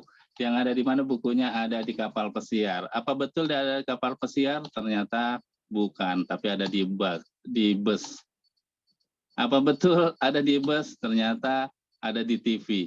Apa betul ada di TV? Ternyata ada di perangko. Apa betul ada di perangko? Ternyata dilihat dari ketinggian. Terus, dan inilah bahwa kita harus banyak belajar karena banyak sekali yang kita belum ketahui. Dan intinya adalah hadis Rasulullah, belajarlah kamu dari buayan ham hingga ke liang lahat. Ya, dan kewajiban seorang muslim adalah menuntut ilmu. Maka bergabung bersama Coach Cibek, ya, komunitas cinta Bekasi, dan bergabung juga dengan komunitas dari negara-negara lain, insya Allah akan meningkatkan kapasitas kita dan akan menambah potensi-potensi kita menjadi lebih banyak lagi bermakna. Baik, mungkin itu yang bisa saya sampaikan karena sesungguhnya masih banyak. Thank you, Kang Lino. Terima kasih. Mohon maaf. Sama-sama. Kita sudah kedatangan Dr. Zaharuddin yang dulu beliau adalah Direktur Institut Pemikiran Dr. Mahathir Universitas Malaysia. Tapi sebelum beliau sharing, kita mau refreshing kejap supaya lebih di Indonesia. Presiden Soeharto telah di masa itu.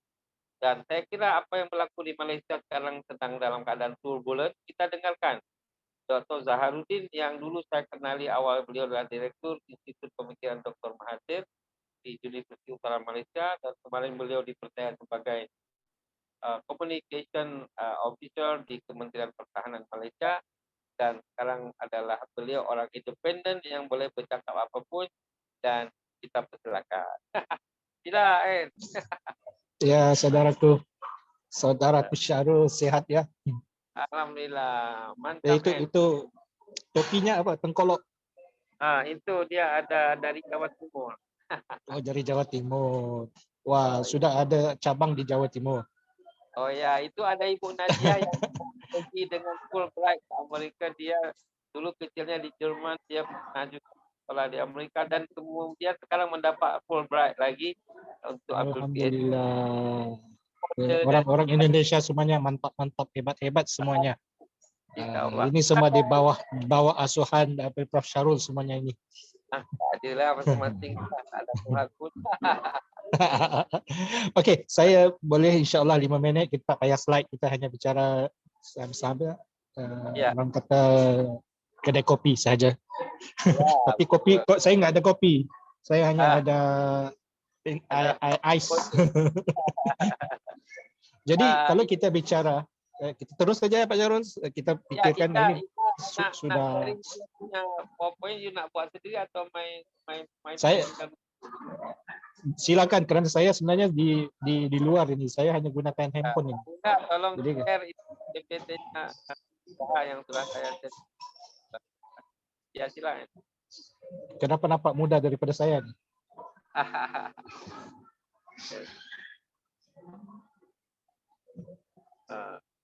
Saudara sudah menyiapkan poin-poinnya terkait dengan kondisi Malaysia yang terkini. Ini kalau you sudah tersilap mana, kita lagi balik. Oke, betul itu.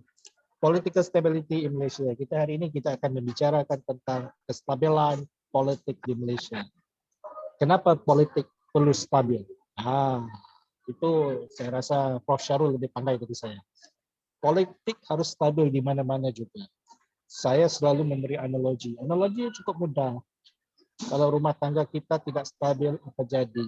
Berantakan. Jadi kita kena kembali ke rumah pun tidak mau, kita marah. Orang pun tidak mau kenal dengan kita, tidak mau dekat dengan kita karena keluarga kita itu suasananya tidak harmoni. Jadi itu menyebabkan kita tidak kemana-mana.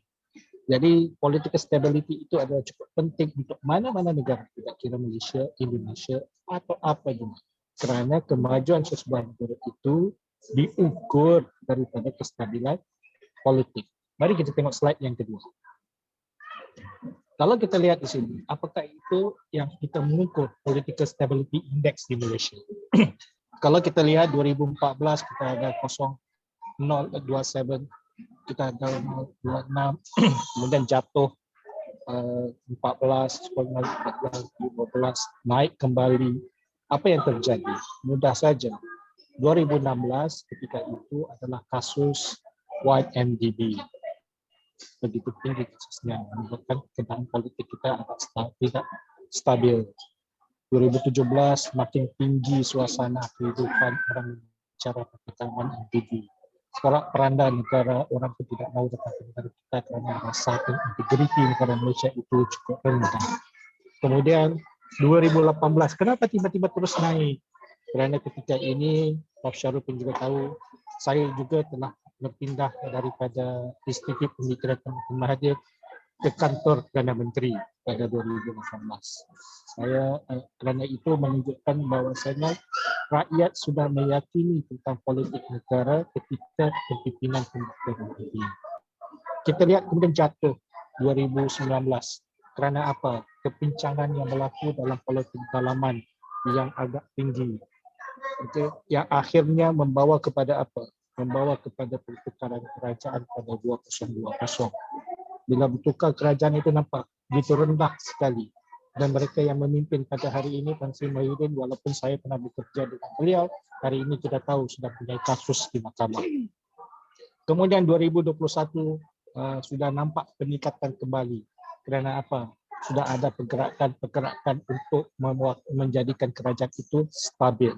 Dan saya yakin 2022-2023 ketika ini kita dalam keadaan cukup baik, lebih tinggi daripada apa yang sepatutnya berlaku pada 2019 itu.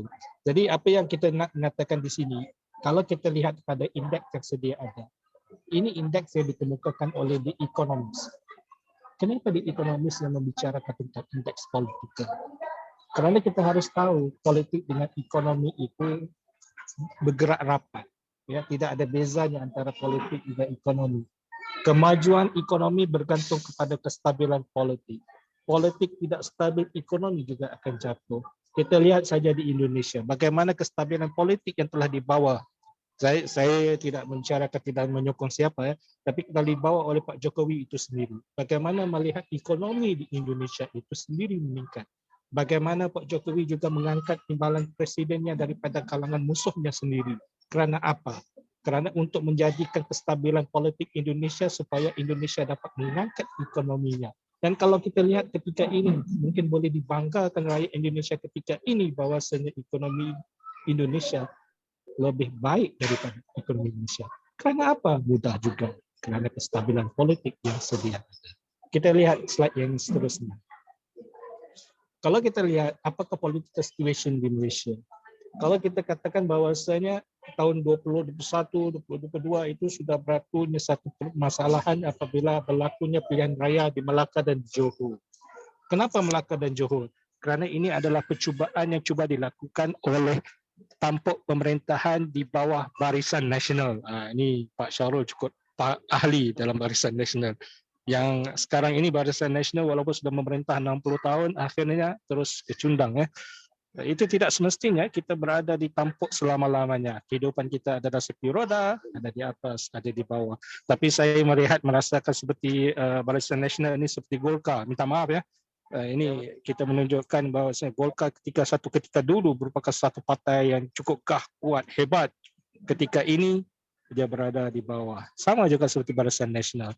Jadi apa yang cuba dilakukan 2021-2022 dengan melakukan election ya di dua negeri ini dan menunjukkan bahawasanya dia ada agak sukses dan dia merasakan bahawasanya kalau ketika ini kita boleh berjaya mengambil Melaka, kita berjaya mengambil Johor daripada Perikatan Pakatan Harapan di bawah kepimpinan Anwar Ibrahim, pastinya kedudukan mereka di peringkat federal akan lebih kukuh. Tapi malangnya 2022 bila berlaku election kalah hang parlimen, tidak ada siapa yang menang sebenarnya.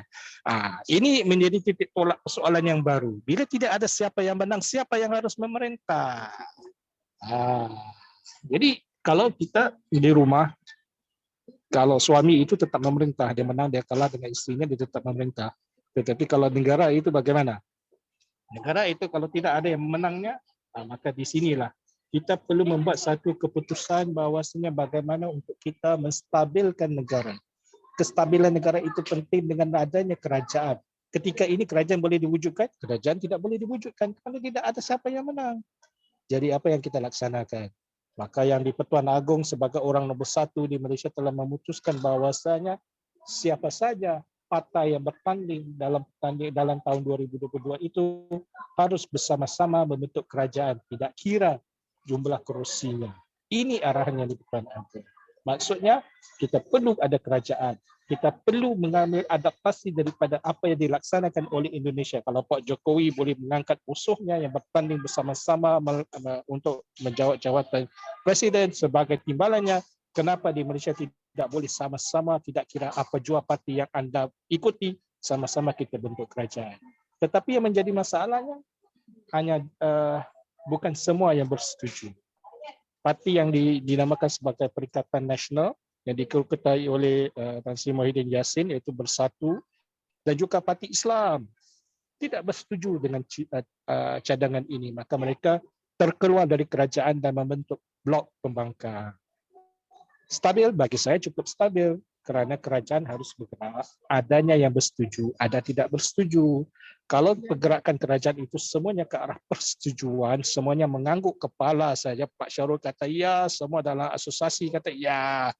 Tak boleh, mesti ada juga yang mengatakan tidak. Jadi saya merasakan ini adalah hikmah yang terbaik. Mungkin kita tidak dapat mewujudkan semua orang berada dalam satu pihak, tetapi kita juga memerlukan kepada check and balance dalam kerajaan. Okey, slide seterusnya. Jadi kita merasakan, kalau kita merasakan bagaimana kita merasakan instability, bagaimana kita tahu sebuah kerajaan itu tidak berada dalam keadaan stabil. Ini teorinya, saya telah berikan 4 di sini, mungkin boleh diguna pakai di mana-mana. Pertama dipanggil political motivate violence. Maknanya berlakunya perasaan-perasaan tunjuk rasa. Ya, tunjuk rasa ya kalau di Indonesia kan. Jadi political motivate violence yang membawa kepada tunjuk rasa. Yang violence bukan setakat tunjuk rasa. Kalau tunjuk rasa itu kita boleh angkat duduk di tepi jalan cukup. Tapi dia jadi violence. Violence itu maksudnya ada apa ya Pak Syarul? Keganasan ya. Dia membawa kepada keganasan. Kemudian mass civil protest. Ya, ramai-ramai duduk. Kalau kita lihat satu ketika dulu ini, ketika zaman saya belajar dulu di Indonesia ini, saya cukup ikut ini. Mass civil protest ni selalu kerap sekali berlaku, terutama di kalangan mahasiswa. Sedikit aja terus berkumpul di jalanan, maka berlaku mass civil protest. Kemudian kita ada instability within the political regime. Ya, dalam political regime tu, dalam kita punya kalau di Indonesia itu kan ada yang memilih presiden itu ada beberapa parti-parti yang lain yang bersetuju. Partinya satu, tapi yang lain turut ikut. Tapi berlaku instability dalam kelompok itu. Ada orang kata tidak bersetuju antara satu parti dengan parti yang lain yang membentuk kerajaan ini, melakukan perasaan tidak sepuas hati. Ini juga boleh membawa instability. Dan juga yang terakhir, instability of the political regime. Dalam regime yang sedia ada itu ada menunjukkan masalah yang sedia ada. Contoh yang paling mudah, kalau kita lihat ketika di Malaysia ketika hari itu, political regime Barisan Nasional ada yang bersetuju terhadap YMDB, ada yang tidak setuju terhadap YMDB, maka mewujudkan instability. So 4 teori ini yang saya gariskan sepanjang saya berada dalam kepimpinan kerajaan, menjadi penasihat kepada 3 Perdana Menteri. Saya merasakan bahawasanya ini yang membawa kepada instability. Jadi kalau mungkin di Indonesia ada pengkaji-pengkaji tentang politik, mungkin tidak pernah lagi nampak teori ini. Saya rasa Pak Syarul nanti boleh tulis ya di koran, ini sebagai teori, boleh aja kongsi teori kita berdua ini. Okay, next slide. Kita kejar masa ni. Ini yang berlaku 13 Mei 1969. Saya tak tahu Pak Syarul sudah lahir, saya belum lagi. Jadi ini di Malaysia ini 13 Mei 1999 dipanggil titik hitam, sejarah hitam Malaysia apabila berlakunya permusuhan antara kaum. Ketika itu orang Melayu dengan orang Cina tidak boleh bertembung. Orang Cina dipanggil Tionghoa di Indonesia orang ya.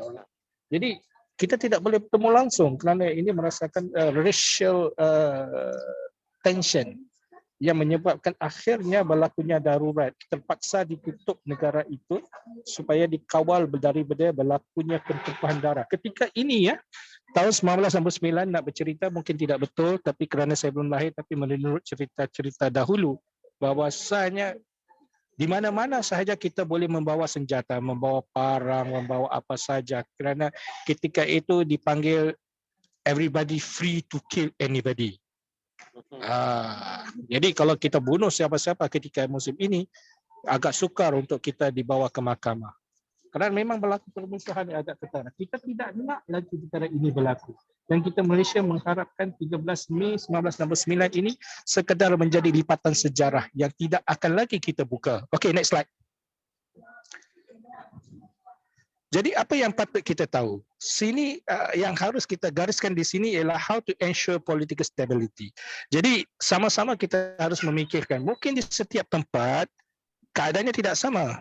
Political stability di Indonesia itu berbeza dengan political stability di Malaysia. Keinginan yang di Indonesia itu mungkin tidak sama seperti keinginan di Malaysia. Jadi kemungkinan ada tempat yang mengatakan political stability itu boleh berlaku jika kita punya wang. Kita boleh bayar semua orang berlaku political stability. Mungkin. Tapi itu bukan berada di kawasan-kawasan di tempat yang mungkin di negara Afrika contohnya. Kerana memerlukan political stability ialah memerlukan kepada kewangan.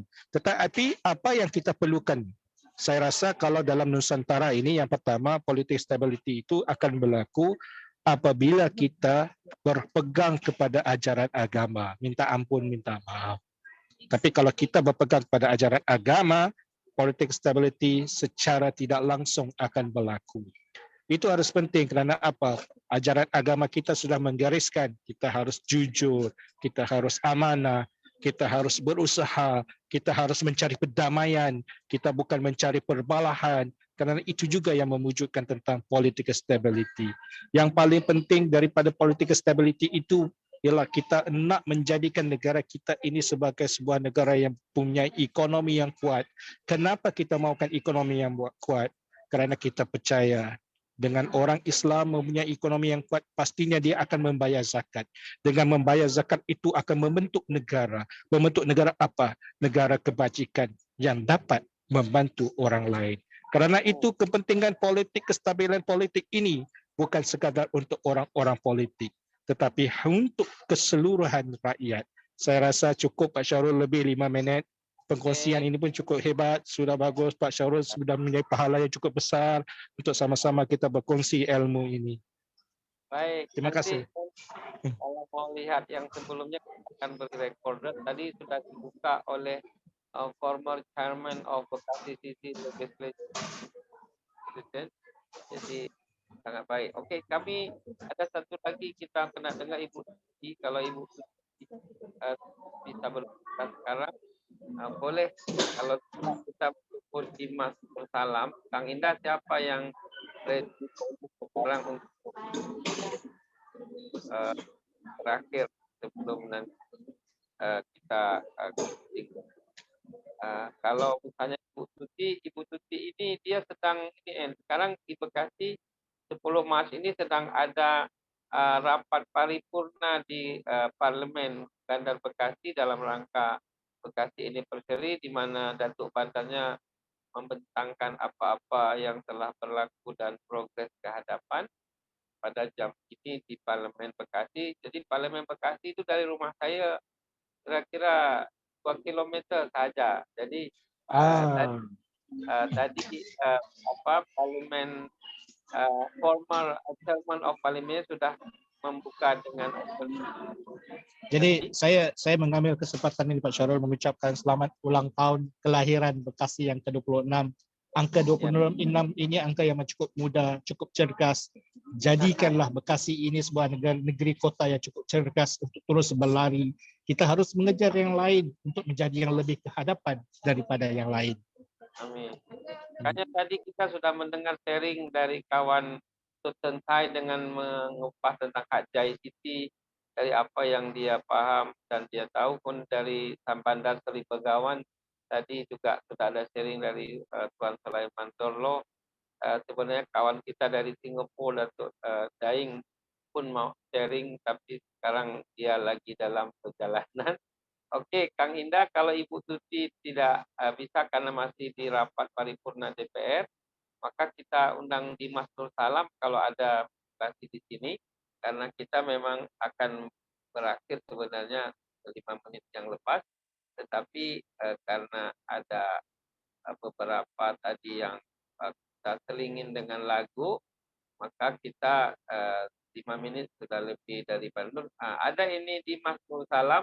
Ini adalah Direktur Anak Muda Kota Bekasi yang menjadi host ini, Coach Bek. komunitas cinta Bekasi. Dimas Nur Salam ini mungkin final semester sekarang sedang buat dia punya tesis. Dimas, apakah Dimas mau sharing right now? Tolong open kamera dan silakan, karena you dan terakhir kalau Ibu Tuti tidak sempat. Macam mana Kang Indah? Dimasnya sepertinya ada di Zoom, tapi saya belum tahu dia boleh stop apa enggak. Kang Indah, mana Dimas Nur Salam?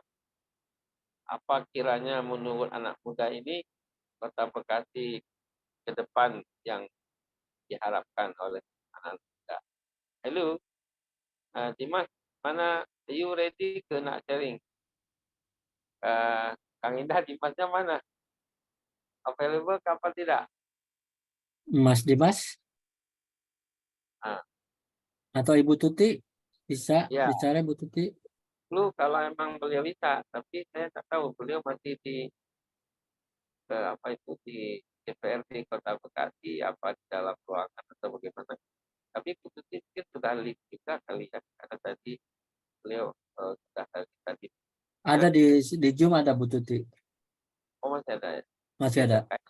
Kayaknya di beliau tidak bisa cakap kalau di ruang itu karena Baik. Mas Dimas, mana Mas Dimas? kalau Dimas tidak bisa, Kang Indah, kita akan closing dengan sebuah lagu selepas saya memberikan kesimpulan bahwa ada 3 poin penting Kota Bekasi. Tadi dikatakan Dr. Zahar, kota yang berumur 26, artinya dengan semangat masih muda, dan kita bisa mewarnai kota ini dengan warna yang sesuai dengan citizen behavior dan style.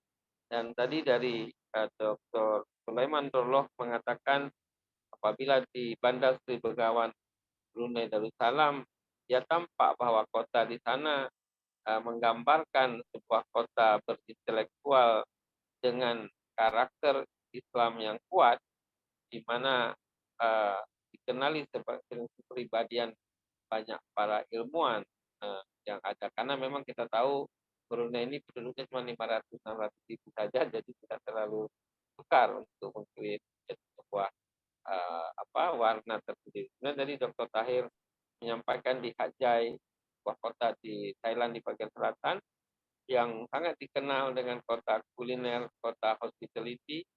Di samping ada juga Songkla University. Ramai orang Malaysia yang pergi ke kota ini karena mudah, murah, dan juga banyak pilihan yang bisa dimanfaatkan untuk refreshing dan juga untuk enjoy tourism dan sebagainya. Apalagi Thailand ini mata uangnya lebih murah dari ringgit. Teman-teman mahasiswa tahu 1 ringgit Malaysia sekarang mungkin 3.400 rupiah.